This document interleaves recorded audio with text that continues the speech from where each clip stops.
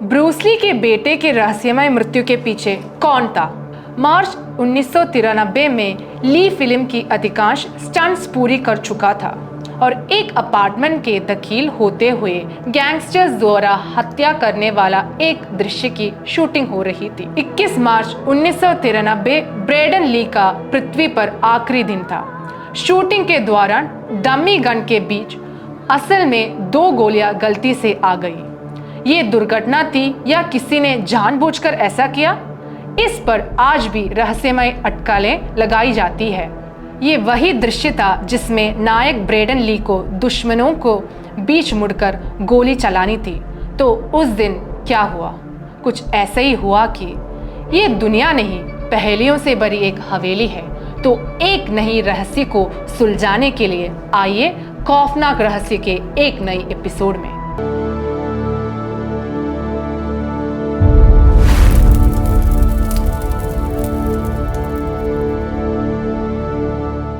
पूर्व में कुश्ती के नायक के रूप में हॉलीवुड ने ब्रूस ली को संबोधित किया था। आज भी उसकी मृत्यु को एक रहस्य बनी हुई है। ब्रूस ली के बारे में पहले ही बहुत कुछ कहा जा चुका है। मौत ने उन्हें यौवन अवस्था में ही छीन लिया।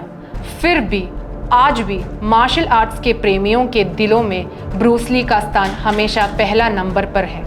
इस बार हम ब्रूस ली के बेटे ब्रैडन ली के बारे में बात करने जा रहे हैं, जो अपने पिता की तरह कम उम्र में ही दुनिया को अलविदा कह गए। ब्रैडन ली जो 1 फरवरी 1965 को ब्रूस ली और लिंडा एमरी के पुत्र के रूप में जन्म लिए थे। वे बचपन से ही अपना पिता के मार्ग पर चलने लगे थे। ब्रूस ली द्वारा विकसित की गई मार्शल आर्ट्स तकनीक जेकेडी जीत कुनेदो में उन्होंने प्रशिक्षण लिया। उन्होंने बचपन से ही एक बाल सितारे के रूप में फिल्म इंडस्ट्री में कदम रखा, लेकिन पिता की मृत्यु के बाद पूरी तरह से सिनेमा के दुनिया में अपने पाँव जमा दिया। ब्रूस ली की दुनिया भर की प्रसिद्धि ने ब्रैडन के लिए एक बड़ी चुनौती खड़ी कर दी थी।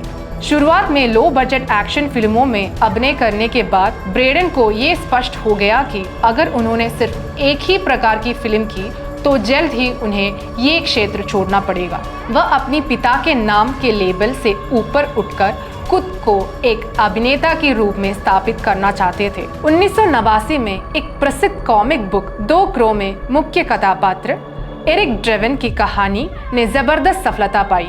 ये कहानी एक व्यक्ति की थी जिसे अपराधियों ने मारा, फिर वह अधिमानवीय शक्तियों के साथ वापस आकर बदला लेता है। इस कहानी के निर्माता जेम्स ओ बार ने तय किया कि इसका फिल्मी रूपांतरण किया जाए और इस फिल्म के लिए ब्रैडन ली को मुख्य भूमिका के कास्ट करने का फैसला किया। ब्रैडन की निडरता और स्वभाव ने जेम्स को ब्रैडन को चुनने पर मजबूर किया। ये निर्णय गलत नहीं था। फिल्म में ब्रैडन का प्रदर्शन उतना ही प्रभावशाली था जितना कि भविष्य में जॉनी डेप और क्रिश्चियन स्लेटर का था। फिल्म का बजट $15 मिलियन था और इसका निर्माण शुरू हुआ, लेकिन ये प्रोजेक्ट एक महाआपदा की ओर बढ़ रहा था। फिल्म के सेट एक घटनाएं घटित हुई। एक कारपेंटर को अचानक आग की लपटों ने घेर लिया। एक स्टंटमैन गंभीर रूप से घायल हो गया और एक अन्य क्रू सदस्य की मानसिक स्थिति बिगड़ी हुई थी। इसके अलावा फिल्म का सेट पर भयंकर तूफान से पूरी तरह नष्ट हो गया। फिल्म की सारी एक्शन कोरियोग्राफी और स्टंट्स खुद ब्रैडन ली ने किए थे। चरित्र को सजीव बनाने के लिए उन्होंने 20 पाउंड वजन कम किया था, लेकिन ये उसे थका हुआ और कमजोर बना दिया था। वह थका हुआ दिखाई दे रहा था, लेकिन उसका जुनून कभी कम नहीं हुआ। वह एक film slow down in little Tokyo, legacy of rage जैसी फिल्मों में नजर आए थे और अंत में एक गॉथिक फैंटेसी फिल्म 2 क्रो में एरिक के रूप में अभिनय किया, जो उनकी करियर की एक बेहतरीन फिल्म साबित हुई। साथ ही वह अपनी प्रेमिका एलिज हटन के साथ विवाह के लिए तैयार हो गए थे। मौत की ओर बढ़ते कदम। मार्च 1993 में ली ने फिल्म के अधिकांश स्टंट्स पूरे करने के लिए और एक अपार्टमेंट में प्रवेश कर रहे थे, जहां गैंगस्टर्स की गोली मारने वाले दृश्य की शूटिंग चल रही थी। 31 मार्च 1993 में ब्रैडन ली का पृथ्वी पर अंतिम दिन था।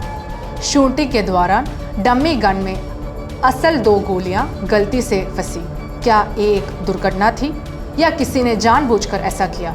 इस पर आज भी सवाल उठते हैं। अंतिम एक्शन दृश्य में डायरेक्टर के एक्शन का शोर सुनते हुए ब्रैंडन ली ने दुश्मनों के बीच में कदम रखा, लेकिन इस बार कट के बजाय वह हमेशा के लिए चल गए। असल गोलियां उन्हें शरीर में समा गए और तुरंत उन्हें हॉस्पिटल पहुंचा गए।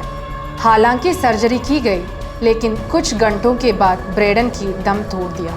पुलिस ने इस मामले की जांच की, लेकिन किसी भी प्रकार की साजिश या जानबूझकर हत्या का कोई सबूत नहीं मिला।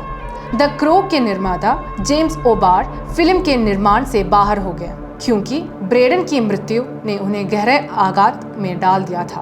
ब्रैंडन ली के अधूरे शॉट्स के फिर से एक स्टंटमैन के जरिए शूट किया गया और पोस्ट प्रोडक्शन में उन्हें उनके चेहरे इम्पोज किया गया। 1994 में द क्रो रिलीज हुई, जिसे ब्रैंडन और उनकी पत्नी एलिजा के नाम समर्पित किया गया था। ये फिल्म व्यावसायिक रूप में सफल रही, लेकिन वह खुद इसे देख नहीं सकी।